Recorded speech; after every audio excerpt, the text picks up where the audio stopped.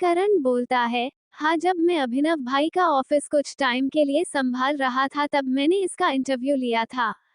ये मिस स्नेहा है जो अभिनव भाई के ऑफिस में काम करती है, लेकिन ये यहाँ क्या कर रही है? करण की बात सुन कायरा भी उसे देखने लगती है और फिर उसे कुछ याद आता है और वो लैपटॉप की स्क्रीन की तरफ देख बोलती है, क्या ये अभिनव भाई को लाइक करती है? कायरा के ऐसे पूछने से करण एक बार उसे देखता है और फिर स्क्रीन की तरफ देख बोलता है, पता नहीं, मैंने कभी नोटिस नहीं किया। उसकी बात सुन कायरा उसे थोड़ा घूरते हुए बोलती है, वैसे तुमने उसका इंटरव्यू लिया था और उसका नाम क्या है ये तुम्हें अच्छे से मालूम है। तुम्हारी मेमोरी तो बहुत ही स्ट्रॉन्ग है। कायरा की बातों में मॉकिंग थी, ये करण को अच्छे से समझ में आ रहा था और वो पता नहीं क्यों लेकिन थोड़ा पैनिक करते हुए बोलता है, तुम गलत समझ रही हो, वो तो मुझे उसके बारे में इसलिए याद है क्योंकि अभिनव भाई ने एक बार बताया था कि मैंने जिसका इंटरव्यू लिया था और सेलेक्ट किया था वो बहुत ही टैलेंटेड है और उसने ज्वाइन करते ही 2 बड़ी डील अभी भाई के कंपनी को दिलवाई थी। इस वजह से मुझे इसके बारे में पता है। करण का एक्सप्लेनेशन सुन कायरा कुछ शांत होती है।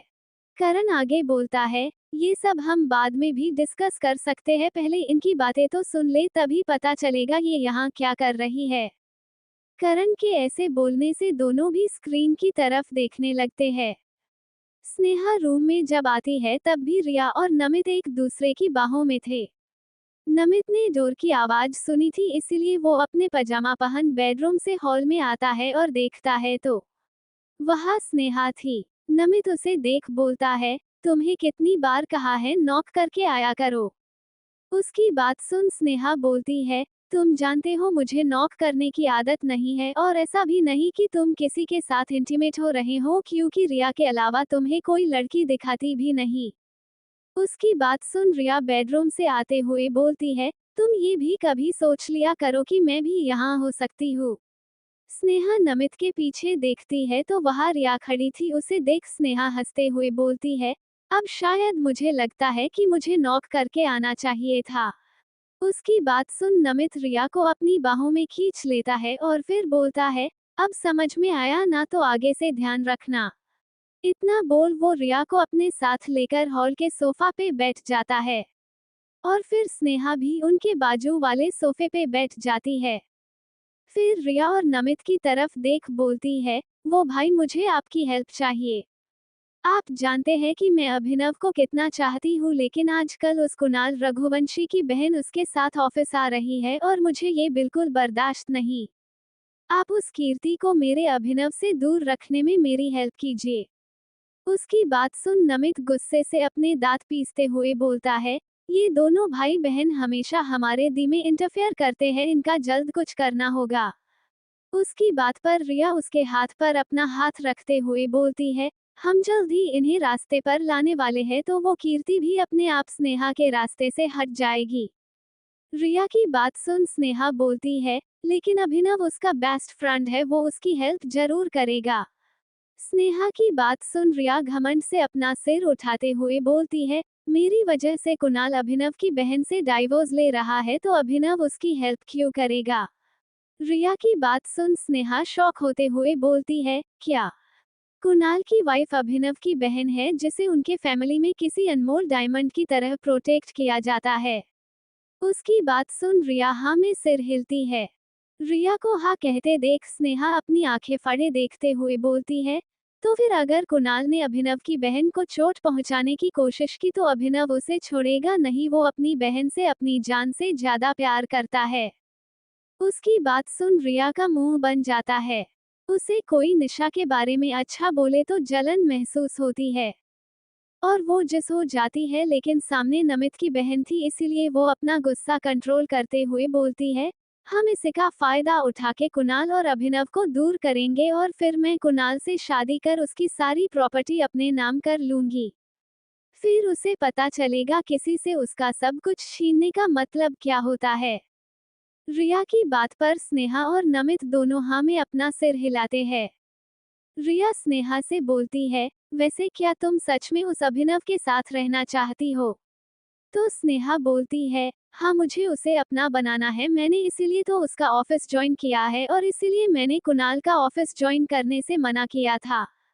उसकी बात सुन रिया आगे कुछ बोलने वाली थी कि उसे बीच में काटते हुए नमित स्नेहा से पूछता है, क्या सच में कुणाल और अभिनव अब एक दूसरे से अच्छे से बात नहीं कर रहे हैं? इस पर स्नेहा बोलती है, भाई वो ऑफिस में बहुत लोगों ने उन दोनों को बहस करते देखा है और फिर कल कुणाल के ऑफिस में भी उस कुणाल ने मेरे अभिनव की डिसरिस्पेक्ट की, इसी वजह से मुझे उस पर बहुत गुस्सा आ रहा है। उसकी हिम्मत कैसे हुई मेरे कुणाल के साथ ऐसा बिहेव करने की? उसकी बात सुन नमित बोलता है, तो फिर ये सच है कि दोनों एक दूसरे से अच्छे से बात नहीं कर रहे और अब हम कुणाल को अभिनव की बहन को डाइवोर्स देने के लिए कहकर उन दोनों ने और दूरियां बढ़ा देंगे ताकि जब हम उसे बर्बाद करें तो वो अभिनव उसकी हेल्प करने ना आए।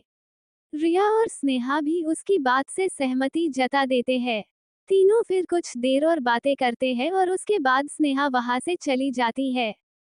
करण और कायरा उन तीनों को लैपटॉप पे देख रहे थे, हैरान रह जाते हैं। कायरा तो उनकी बातें सुन आंखें फाड़े स्क्रीन को देखते हुए बोलती है, कितने गिरे हुए लोग हैं ये, इनमें तो थोड़ी भी इंसानियत नहीं है। करण आगे बोलता है, अच्छा हुआ भाई को पहले से उस रिया के बारे में पता था, वरना इसने तो सच में बहुत अच्छी प्लानिंग बनाई थी हमें रास्ते पर लाने की। कायरा को बहुत गुस्सा आ रहा था, वो उसे में बोलती है, अगर ये रिया मेरे सामने आए तो मैं उसका गला ही दबा दूं। करण तो कायरा को आंखें फाड़े देखता जाता है। उसकी बात सुन करण अपने मन में बोलता है, इसे देख कोई बोल सकता है ये किसी का गला दबाने की सोच सकती है। मुझे इससे गुस्सा दिलाने के बारे में सोचना भी नहीं चाहिए, नहीं तो पता चला ये मेरा ही गला दबा देगी। करण अपने सोच में ही था कि कायरा उसके चेहरे के आगे अपना हाथ हिलाती है। करण अपनी सोच से बाहर आते हुए उसे देखता है तो कायरा उसे कंफ्यूज होते हुए बोलती है, कहाँ खो गए थे? उसकी बात सुन करण अपने फेस एक्सप्रेशन को नॉर्मल करते हुए बोलता है, कुछ नहीं, चलो रात हो गई है, डिनर करते हैं फिर सो जाते हैं, कल और क्या क्या ड्रामा होने वाला है ये देखने के लिए एनर्जी तो चाहिए होगी ना। करण की बात सुन कायरा हाँ में सिर हिलती है और फिर दोनों अपने लिए डिनर ऑर्डर करते हैं, फिर डिनर कर सो जाते हैं। इधर कुणाल और निशा भी डिनर कर अपने बेड पर एक दूसरे की बाहों में थे और अपने अपने सोच में डूबे हुए थे। तभी कुणाल को निशा की आवाज आती है जो कुणाल पूछ रही थी, कुणाल कल ये डाइवोर्स का ड्रामा होने के बाद हम दोनों कितने दिन के लिए अलग रहने वाले हैं? निशा का सवाल सुन कुणाल निशा को अपनी बाहों में और कस के पकड़ते हुए बोलता है, ज्यादा दिन नहीं, मैं बहुत जल्द ये ड्रामा खत्म कर दूंगा और तुम तुम्हारे पेंट हाउस में रहने गई तो भी हम ऑफिस में मिलते रहेंगे। मैं तुम्हें रोज देखना चाहता हूँ। कुणाल की बात सुन निशा भी आगे कुछ नहीं बोलती और चुपचाप उसके सीने पर सिर रख अपनी आंखें बंद करती है। कुणाल भी निशा को अपनी बाहों में कसके भर अपनी आंखें बंद कर देता है और फिर दोनों एक दूसरे की बाहों में सुकून से सो जाते हैं। कल क्या होगा क्या नहीं इसकी फिक्र किए बिना सो जाते हैं। वही रिया और नमित एक दूसरे की डिजायर पूरी करने में लगे हुए थे। दोनों एक दूसरे को सेटिस्फाइड कर ऐसे ही एक दूसरे की बाहों में पड़े रहते हैं। रिया घमंड से बोलती है, कल हम उस कुणाल को उसकी प्यारी वाइफ से और बेस्ट फ्रेंड से दूर कर देंगे और फिर धीरे धीरे तड़पाकर उसके सामने उसकी फैमिली को टॉर्चर करेंगे। यही सब सोच वो दोनों सो जाते हैं। ऐसे सब अपने अपने ख्याल में सो जाते हैं। सबको कल के इंतजार में सो जाते हैं, लेकिन किसको नहीं मालूम कल किसके लिए लकी साबित होने वाला है। अगली सुबह कुणाल की जब आंख खुलती है तो वो देखता है कि निशा उसकी बाहों में किसी छोटे बच्चे की तरह सो रही हैं। कुणाल उसे देख मुस्कुरा देता है। उसे निशा को देख एक अलग ही सुकून मिलता था। जब भी वो उसके साथ रहता वो बाकी सब भूल जाता था। कुणाल बहुत देर तक निशा को देखता रहता है और फिर धीरे से उसे अपनी बाहों से निकल पिलो पे उसका सिर रख उसके माथे पे किसकर बाथरूम में फ्रेश होने चला जाता है।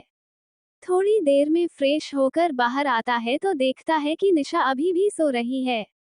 उसे आज न जाने क्यों निशा को उठाने का मन नहीं करता और वो तैयार होते हुए उसे मिरर से देखने लगता है। कुणाल तैयार होकर सोफे पे बैठ अपना काम करने लगता है। निशा भी थोड़ी देर बाद उठ जाती है और फिर अपने साइड पर हाथ फेर देखती है तो वहाँ कोई नहीं था। निशा अपनी आंखें खोलकर पुत्र रूम में देखती है तो कुणाल सोफे पे बैठ अपना काम कर रहा था। कुणाल लैपटॉप में ही अपनी आंखें गड़ाए निशा से बोलती है, गुड मॉर्निंग बीवी। डॉट डॉट विस्मयादिबोधक चिन्ह विस्मयादिबोधक चिन्ह विस्मयादिबोधक चिन्ह। तुम उठ गई, जाओ जाकर फ्रेश हो जाओ, मैं ब्रेकफास्ट के लिए तुम्हारा इंतजार कर रहा हूँ। निशा उसकी बात सुन उठकर उसके पास जाती है, फिर उसके गाल पे किस कर उसे प्यार से गुड मॉर्निंग बोलती है और वहां से बाथरूम में जाने लगती है तो कुणाल अपना लैपटॉप बाजू में रख उसे अपने गोद में बिठा लेता है और उसे प्यार से देखते हुए उसके चेहरे पर आ रही एक लट को कानों के पीछे करते हुए बोलता है, आज मेरी बीवी को मुझ पर थोड़ा ज्यादा ही प्यार आ रहा है। निशा मुंह बनाते हुए बोलती है, तुम तो आजकल मुझे प्यार नहीं करते तो सोचा मैं खुद ही तुम्हें प्यार करूं। निशा फ्लो में बोल देती है, लेकिन जब उसे समझ आता है उसने क्या बोला है वो शर्म से लाल हो जाती है और कुणाल उसे ऐसे देख मुस्कुरा देता है और उसके गाल पे किस करते हुए बोलता है, मुझे नहीं पता था तुम इतनी बोल्ड भी हो, पर मुझे तुम्हारी ये साइड बहुत अच्छी लगी। निशा कुणाल के ऐसे बोलने से और भी ज्यादा शर्म से लाल हो जाती है और अपना चेहरा कुणाल के चेस्ट में छुपा लेती है। कुणाल उसे अपनी बाहों में भर मुस्कुरा देता है। उसे निशा की यही छोटी छोटी चीजें तो बहुत पसंद आती थी। निशा कुणाल से अलग होते हुए बोलती है, छोड़ो मुझे नहाने जाना है, मैं फ्रेश होकर आती हूँ, उसके बाद हम साथ में ब्रेकफास्ट करेंगे। कुणाल निशा को छोड़ देता है तो निशा झट से बाथरूम में चली जाती है। कुणाल भी फिर अपने लैपटॉप में बिजी हो जाता है। निशा थोड़ी देर में तैयार होकर बाहर आती है और फिर क्लोजेट में जाकर अपने ड्रेस पहन बाहर आती है और मिरर के सामने जाकर तैयार होने लगती है। कुणाल अपना काम करते हुए निशा की हर एक मूव देख रहा था। निशा तैयार होकर कुणाल के पास आती है तो कुणाल बिना कुछ बोले अपना लैपटॉप बंद कर उसके साथ नीचे आ जाता है। दोनों साथ में ब्रेकफास्ट कर ऑफिस के लिए अलग अलग निकल जाते हैं। निशा कुणाल के पहले ऑफिस पहुंचती है तो उसे आज भी रिया वहां कुणाल का वेट करते मिलती है। रिया निशा को देख स्माइल करती है पर निशा उसे पूरी तरह इग्नोर कर वहां से अपने केबिन में चली जाती है। इस बार रिया को निशा के ऐसे इग्नोर करने से बिल्कुल गुस्सा नहीं आता, वो एक कुटिल मुस्कान लिए सोचती है, दिखाओ जितना एटीट्यूड दिखाना है उतना एटीट्यूड दिखाए, एक बार तुम्हारा कुणाल से डाइवोर्स होने के बाद में मैं तुम्हें कैसे इस कंपनी से बाहर निकलती हूँ ये तुम देख लेना। रिया ये सब सोच ही रही थी कि तभी कुणाल लिफ्ट से बाहर आता है। वो कुणाल को देख अपने चेहरे के एक्सप्रेशन ठीक कर एक इनोसेंट स्माइल के साथ कुणाल को देखती है। कुणाल आकर उसे अपने केबिन के अंदर चलने के लिए बोलता है। वो दोनों कुणाल के केबिन में चले जाते हैं और उनके साथ कुणाल का लॉयर भी था। तीनों कुणाल के केबिन में चले जाते हैं। कुणाल केबिन में जाते ही निशा को कॉल कर अपने केबिन में बुलाता है। निशा कुणाल के केबिन का डोर नॉक कर अंदर आ जाती है। वो अंदर आकर कुणाल को ग्रीट करती है और उसे पूछती है कि कुणाल ने उसे क्यों बुलाया। कुणाल उसे बैठने के लिए बोलता है और निशा कुणाल की सामने वाली चेयर पर बैठ जाती है। कुणाल निशा की तरफ देख थोड़ा सीरियस होकर बोलता है, तुम जानती हो हम दोनों ने शादी सिर्फ मेरी फैमिली की इज्जत बचाने के लिए की थी और शादी के बाद जब भी मैं चाहूँ तो तुम मुझे डाइवोर्स दोगी, तो अब मेरा पहला प्यार मेरे पास है तो मैं चाहता हूँ कि हम दोनों डाइवोर्स ले ले। डॉट डॉट विस्मयादिबोधक चिन्ह विस्मयादिबोधक चिन्ह विस्मयादिबोधक चिन्ह उद्धरण चिन्ह। निशा कुणाल की बात चुपचाप सुन रही थी। वो कुणाल को एकटक देखती है। रिया मन ही मन ये सब देख खुश हो रही थी। निशा अपनी चेयर से उठते हुए बोलती है, मैं तुम्हें डाइवोर्स नहीं देना चाहती। तुम जब चाहो तब मेरे साथ शादी करो और फिर जब चाहो तब मुझे डाइवोर्स दे दो।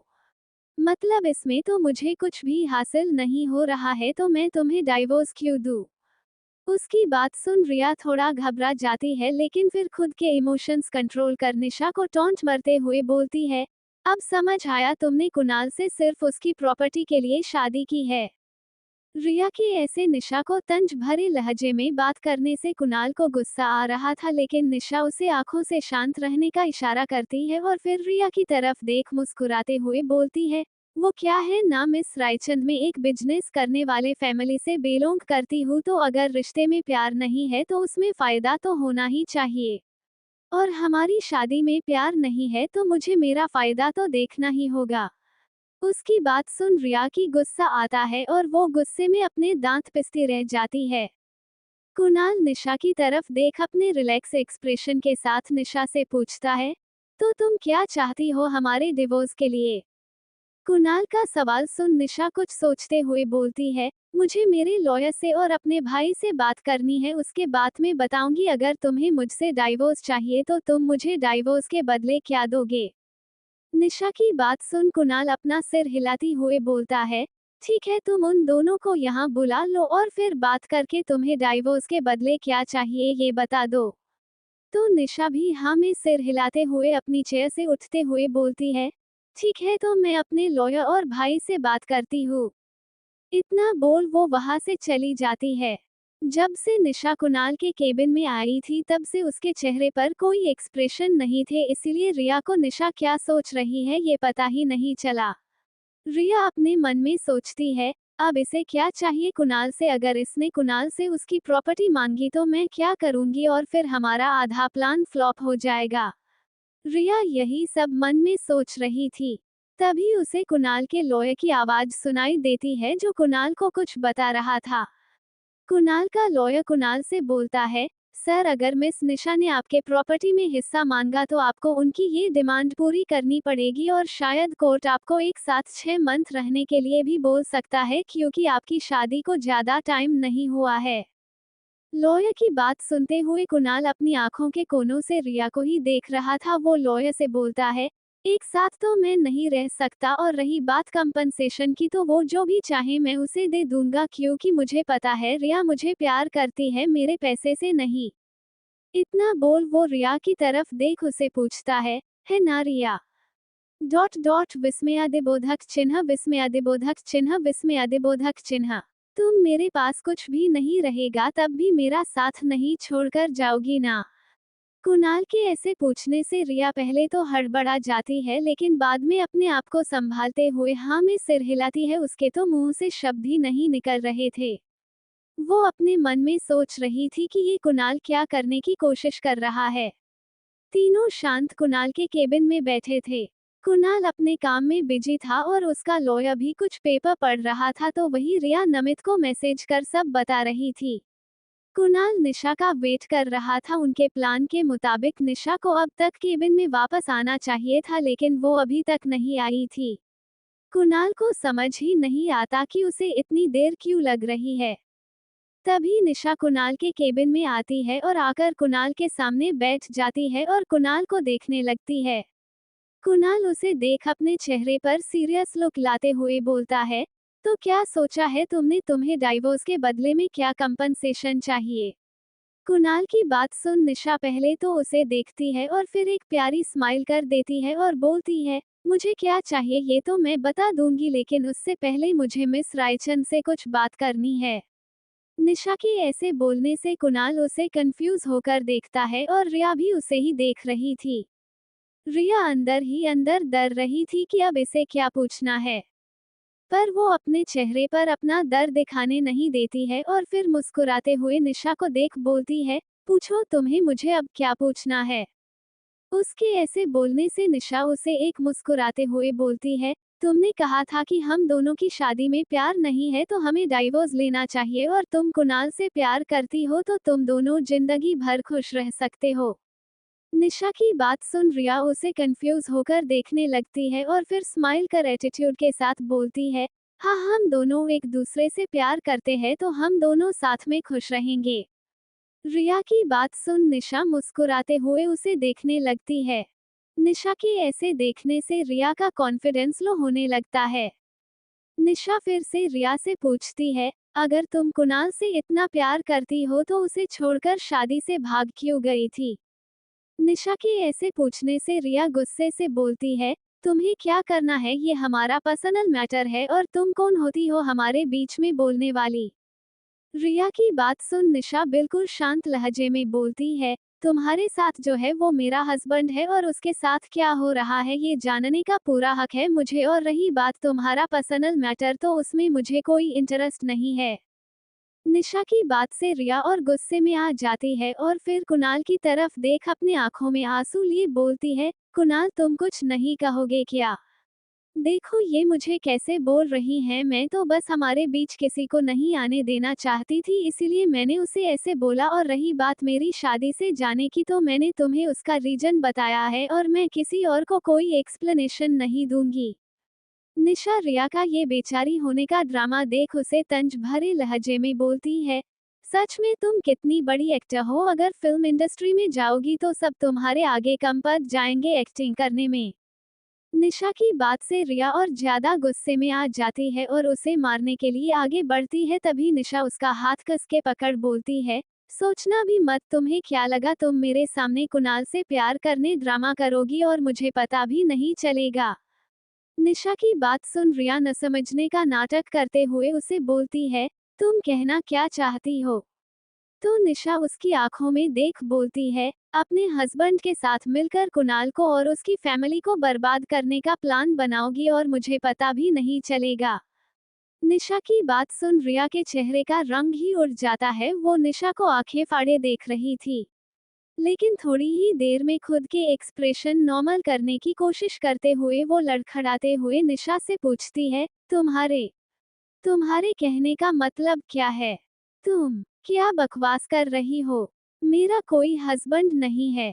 कुणाल तो निशा के मुंह से रिया का हस्बैंड सुन हैरान रह जाता है, उसे समझ ही नहीं आया कि निशा क्या कहना चाहती है। वो निशा को अपनी आंखें बड़ी किए देख रहा था। कुणाल को तो समझ ही नहीं आ रहा था कि निशा ऐसा क्यों बोल रही है। उसे पता था कि रिया अपने किसी मतलब के लिए नमित के साथ मिलकर उसे बर्बाद करने का प्लान बना रही है, लेकिन निशा रिया के किस हस्बैंड की बात कर रही है ये उसे समझ ही नहीं आ रहा था। रिया के मेरा कोई हस्बैंड नहीं ऐसा कहने निशा उसे देख अपने चेहरे पर एक डेविल स्माइल लिए उसे बदेखाने लगती है। निशा को इतना शांत खड़े होकर अपनी तरफ देखता देख रिया उसे फिर से लड़खड़ाते हुए बोलती है, तुम ये सब जो बोल रही वो उसका तुम्हारे पास कोई सबूत है? रिया के ऐसे पूछने से निशा चुप हो जाती है, उसको चुप देख रिया की थोड़ी हिम्मत वापस आ जाती है और वो कुणाल की तरफ देख बोलती है, देखा इसके पास कोई प्रूफ नहीं है लेकिन फिर भी ये मेरे ऊपर कोई भी इल्जाम लगा रही है। तुम्हें पता है ना मैं सिर्फ तुमसे प्यार करती हूँ। विस्मयादिबोधक चिन्ह उद्धरण चिन्ह। रिया कुणाल को बोल ही रही कि कुणाल उसे इग्नोर कर निशा के पास जाता है और उसे अपनी तरफ कर उसकी आंखों में देख बोलता है, जो तुमने अभी कहा वो सच है? क्या ये सच में मैरिड है? कुणाल के ऐसे पूछने से निशा स्माइल करते हुए बोलती है, तुम्हें क्या लगता है मैं तुम्हें झूठ बोलूंगी? उसकी बात सुन कुणाल कुछ कह पाता इससे पहले निशा ही बोलती है, अच्छा ठीक है, इसे प्रूफ चाहिए, ये मैरिज है इसका तो मैं देती हूँ। इतना बोल निशा अपना फोन निकल किसी को मैसेज कर देती है। निशा को अपने मोबाइल पे टाइप कर मोबाइल फिर से पॉकेट में रखते देख रिया घबरा जाती है और कुणाल के पास आकर उसका हाथ पकड़ उसे बोलती है, कुणाल तुम इसकी बातों पे ट्रस्ट कर रही हो? तुम मुझे बचपन से जानते हो, मैं तुम्हें झूठ क्यों बोलूंगी? ये बस हम दोनों को अलग करने के लिए। रिया इतना ही बोल पाई थी कि तभी कुणाल के ऑफिस का डोर ओपन होता है। वहाँ आरव किसी बच्चे के साथ खड़ा था जो 2-2.5 साल का लग रहा था। रिया का चेहरा उस बच्चे को आरव के साथ देख पीला पड़ जाता है। कुणाल भी उस बच्चे को देखता है। वो बच्चा जैसे ही रिया को देखता है तो अपनी तोतली आवाज में उसे मम्मा बोलता है। रिया को उस बच्चे को देख अपने मुंह से उसके लिए बेबी निकलता है जो रूम में सभी सुन लेते हैं। वो बच्चा रिया को देख मुस्कुराते हुए अपने हाथ फैलाकर उसकी तरफ जाने की कोशिश करता है। आरव उसे ऐसे करते कि उसे नीचे उतरता है तो वो बच्चा सीधा रिया की तरफ जाते हुए उसके पैरों से जाकर लिपट जाता है। रिया भी उसे अपनी गोद में उठा लेती है। निशा ये सब देख रिया को अपने आसपास के लोगों का ध्यान दिलाते हुए उसे पूछती है, क्या अब भी तुम बोलोगी कि तुम अब इस बच्चे की मां नहीं हो और मैंने इसे कहीं से उठा के तुम्हें मम्मा बोलने के लिए कहा है? निशा के ऐसे बोलने से रिया उसे गुस्से देखने लगती है और फिर उसे बोलती है, तुम ये सब पहले से जानती थी इसीलिए मेरे साथ खेल रही थी, है ना? निशा अपने चेहरे पर रिलैक्स एक्सप्रेशन रखते हुए बोलती है, नहीं पहले तो नहीं जानती थी लेकिन तुम्हारी वजह से कुणाल परेशान हो रहा था इसीलिए मैंने तुम्हारे बारे में किसी को इन्वेस्टिगेट करने के लिए कहा था। इतना बोल वो रिया के गोल घूमते हुए उसे देखती है और फिर बोलती है, वैसे तुमने बहुत अच्छे से सब कुछ छुपाया था। कुणाल को भी तुम्हारे बारे में पता लगना मुश्किल हो रहा था लेकिन वो क्या है ना मेरे पास बेस्ट डिटेक्टिव है और साथ ही दुनिया का बेस्ट हैकर भी इसीलिए मुझे तुम्हारे बारे में पता लगाना इतना डिफिकल्ट नहीं गया। हाँ, थोड़ा वक्त जरूर लगा लेकिन सब पता चल गया। निशा की बात सुन रिया अब अपना सारा डर भूल गई थी और निशा की तरफ स्माइल करते हुए बोलती है, तुमने ये सब उस इंसान के लिए किया है जो तुमसे प्यार भी नहीं करता, सिर्फ मेरे कहने पर उसने तुम्हें डाइवोर्स देने के लिए तैयार हो गया। और तुमने उसको मुझसे बचाने के लिए इतना कुछ किया जबकि उसने तुम्हारे भाई की भी मेरी वजह से इंसल्ट की। आरव जो अब तक रिया की बात सुन रहा था वो आगे आता है और बोलता है, तुम्हें खुद पर थोड़ा ज्यादा ही विश्वास नहीं है जो बोल रही हो कि कुणाल ने सब कुछ तुम्हारी वजह से किया है। आरव की बात सुन रिया उसे कंफ्यूज होकर देखने लगती है तो आरव उसे बोलता है, तुम्हें खुद के दिमाग पर इतना जोर डालने की जरूरत नहीं, मैं ही बता देता हूँ। वो क्या है ना तुम्हारे शादी से भाग जाने के बाद कुणाल ने तुम्हारे बारे में इन्वेस्टिगेट किया था, तब उसे तुम पर शक हुआ था इसीलिए जब तुम वापस आई तब तुम्हें अपने पास आसानी से आने दिया लेकिन निशा को खुद से दूर नहीं होने दिया, लेकिन जब उसे लगा तुम्हारी वजह से निशा की जान खतरे में है तो उसने उसे डाइवोर्स देने का नाटक करने का सोचा, लेकिन ये पागल लड़की इसे ये ड्रामा नहीं करना था इसीलिए इसने तुम्हारे बारे में सब कुछ निकाल लिया। ये खुद दुनिया की बेस्ट हैकर है और इसका साथ इन्वेस्टिगेट करने में मेरी बहन कायरा ने दिया। जब आरव ये सब बोलता है तो कुणाल निशा की तरफ प्राउडली देखता है और उसके पास जाकर उसे अपनी बाहों में लेते हुए बोलता है, तुमने ये सब मुझे क्यों नहीं बताया और ये सब कर रही थी तो मुझे इन्वेस्टिगेट करने से रोकती। कुणाल की बात सुन निशा मुस्कुराते हुए बोलती है, तुम ये सब खुद नहीं कर रहे थे, तुम्हारे एम्प्लॉय कर रहे थे और अगर तुम ये सब करते तो तुम भी तभी जन जाते, और रही बात तुम्हें बताने की तो बस ऐसे ही सरप्राइज देना चाहती थी इसीलिए नहीं बताया। वो दोनों बात कर जी रहे थे कि आरव उन दोनों को टोकते हुए बोलता है, अपना रोमांस अपने बेडरूम में करना, हम जैसे सिंगल लोगों के सामने नहीं, और अब इससे ये नहीं पूछोगे ये किसका बच्चा है और ये तुम्हें बर्बाद क्यों करना चाहती है। आरव की बात सुन कुणाल उसे देखते हुए बोलता है, तुम्हें क्या लगता है मुझे इसकी शादी और बच्चे के बारे में पता नहीं था, इसका मतलब मुझे ये क्यों बर्बाद करना चाहती है ये भी पता नहीं होगा। उसकी बात सुन आरव उसे देख मुस्कुरा देता है और अपना सिर हिलाते हुए बोलता है, तुम दोनों बिल्कुल एक जैसे हो, अपने दुश्मन को अपने जाल में कैसे फंसाना और उसका शिकार कैसे करना है ये बहुत पहले से तय करते हो। इन सब को ऐसे बात करते देख रिया गुस्से से बोलती है, तुम लोग कितना भी चाहो मेरा कुछ नहीं बिगाड़ सकते, तुम लोगों को क्या लगता है मेरा हस्बैंड ऐसे ही मुझे यहाँ फंसने देगा और तुम लोग मेरे साथ कुछ भी करोगे। रिया को ऐसे गुस्से से बात करते देख आरव फिर से बोलता है, लगता है मिस रायचंद आप कुणाल के साथ बचपन से होते हुए भी उसे ठीक तरह से जान नहीं पाई है, वरना आप ऐसे बातें कभी नहीं करते। आरव की बात से रिया फिर से कंफ्यूज हो जाती है तो कुणाल आगे बोलता है, तुम अपना मोबाइल क्यों चेक नहीं करती, तुम्हें सब पता चल जाएगा। कुणाल की बात सुन रिया झट से अपना मोबाइल निकाल चेक करती है तो उसके मोबाइल पर बहुत सारे कॉल्स आ चुके थे और उसी के साथ वहां कुणाल ने एक वीडियो लिंक भेजी थी। रिया वो लिंक ओपन कर देखती है तो उसकी आंखें फटी की फटी रह जाती है। निशा कोरियस होकर कुणाल को देखती है। रिया मोबाइल में कुणाल के भेजे वीडियो को देख दंग रह जाती है और निशा क्यूरियस होकर कुणाल की तरफ देखने लगती है। कुणाल उसे देख बस स्माइल करता है तो निशा अपना मोबाइल निकाल स्क्रॉल करने लगती है। उसके मोबाइल में एक न्यूज की तरफ उसका ध्यान जाता है जो कि नमित शर्मा के बारे में थी। निशा उस लिंक पर क्लिक कर वो वीडियो देखती है तो वो भी खुद दंग रह जाती है। वो वीडियो नमित के अरेस्ट होने के वक्त का था। नमित को आज सुबह ही अरेस्ट किया गया था, इस वजह से रिया को इस बार में कुछ भी मालूम नहीं था। रिया कुणाल की तरफ देख गुस्से में बोलती है, मैंने आज तक तुम जैसा घटिया इंसान नहीं देखा तो दूसरों की होने वाली बीवी पर नजर रखता है और उसे उसकी शादी के दिन ही मंडप छोड़ने के लिए कहता है। रिया की बात सुन कुणाल पहले तो कंफ्यूज होता है लेकिन फिर बाद में एक मॉकिंग स्माइल रिया को डेट हुए बोलता है, तो उसने तुम्हें ये सब बताया और तुमने उस पर ट्रस्ट कर लिया, एक बार भी मुझे नहीं पूछा। कुणाल की बात सुन रिया कंफ्यूज होते हुए पूछती है, मतलब तुम कहना क्या चाहते हो? रिया के ऐसे पूछने से निशा उसे देख बोलती है, यही कि तुम्हें नमित ने बेवकूफ बनाकर तुम्हारा फायदा उठाया। निशा की बात सुन रिया उसे गुस्से से देखने लगती है तो निशा उसे शांत लहजे में बोलती है, मैं ये सब तुमसे बदला लेने के लिए नहीं बोल रही बल्कि यही सच है, अगर तुम्हें मेरे ऊपर ट्रस्ट नहीं तो तुम जाकर नमित से पूछ सकती हो। निशा की बात सुन रिया को कुछ समझ ही नहीं आ रहा था कि वो किस पर ट्रस्ट करे, तभी केबिन का डोर ओपन होता है और वहां से करण और कायरा अंदर आते हैं।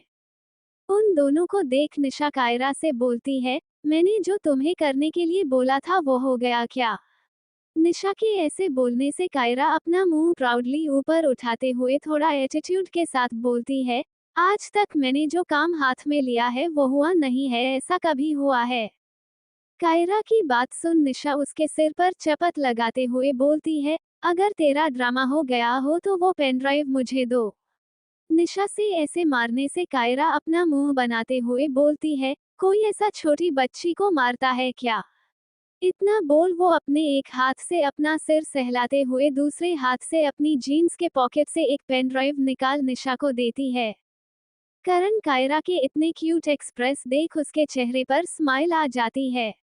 निशा वो पेन ड्राइव लेकर रिया को डेट हुए बोलती है, अगर तुम्हें मेरे ऊपर ट्रस्ट नहीं तो तुम ये पेन ड्राइव देख सकती हो जिसमें खुद नमित ने ये बोला है कि उसने तुम्हारा सिर्फ कुणाल को बर्बाद करने के लिए इस्तेमाल किया है।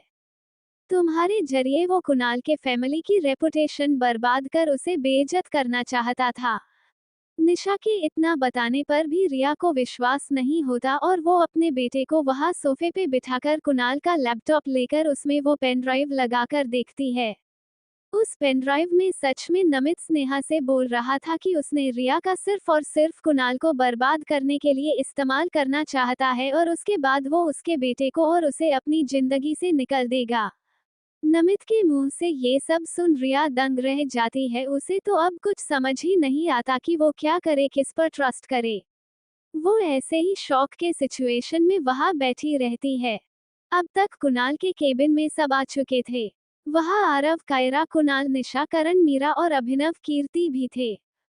कीर्ति रिया को ऐसे देख उसके पास जाकर उसके कंधे पर हाथ रखती है तो रिया अपना सिर उठाकर उसे देखती है।